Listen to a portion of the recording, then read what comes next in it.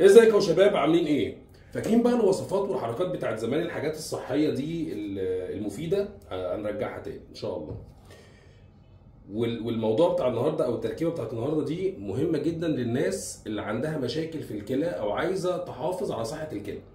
في ناس كتير قوي عندها مشاكل في الكلى ناتجه بقى عن امراض لا قدر الله حصلت لها، او ادويه معينه هي بتاخدها. زي مثلا عندي مثلا القلب ده عمل لي مشكله كبيره، اللي هو خلى الدم ما يوصلش للكلى، فبلاقي دايما الوظائف بتاعت الكلى عاليه. بالاضافه كمان ان انا باخد دواء اسمه انترستو للقلب بيأثر على الكلى تأثير سيء. في شباب تانية كتير بتاخد برضه الاسترويد ده بيأثر على الكلى تأثير سيء. فتعالوا دلوقتي نعمل مع بعض خلطة كده. الخلطة دي هتساعد جدا جدا في الحفاظ على صحة الكلى. أول حاجة مش محتاجين غير عسل، ماشي؟ طبعا بعد اللي حصل الأيام اللي فاتت دي خلاص، أنا كده كده بقالي أصلا داخل على 4 سنين بستخدم عسل أورجانيك نيشن، ماشي؟ وهيبقى الصمغ العربي، تمام؟ بيتجاب من أي عطار، أو ريحوا نفسكم هاتوه من أورجانيك نيشن برضه. هنعمل إيه؟ طبعا المفروض في بتاع كده بسبوز وبتاع وتنزل، بس احنا ايه، مش هينفع الكلام ده، مش هياكل معانا. هنفتح العسل، هنروح حاطين كميه مثلا النص مثلا، ماشي؟ ونجيب الصمغ العربي نرشه كده نص البرطمان مثلا، ونقوم جايبين العسل الكميه الباقيه،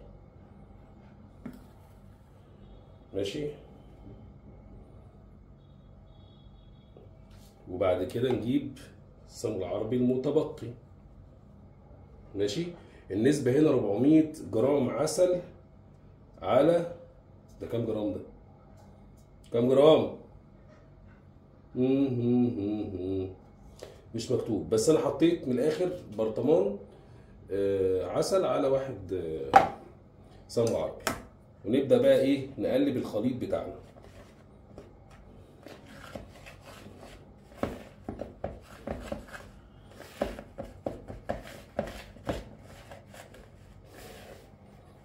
لحد ما يبدأ يتجانس، يبقى بالشكل ده كده. بس احنا يعني هنكمل.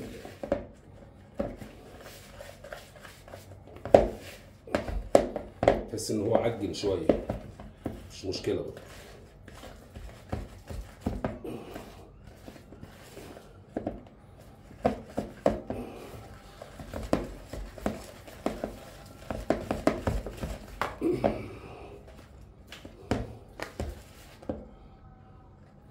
بص الشباب بقى عامل ازاي، بقى قريب من الطحينه.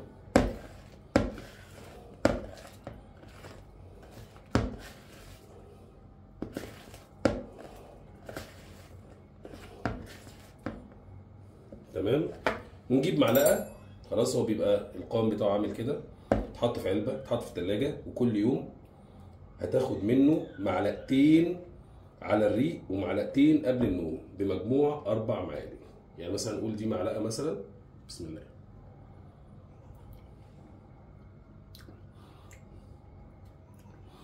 طعمه حلو جدا، انما الشكل القوام بتاعه عامل زي الطحينه، اتقل شويه وبس.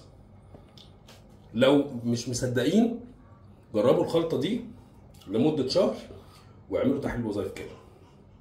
كان معاكم رامي عادل، السلام عليكم.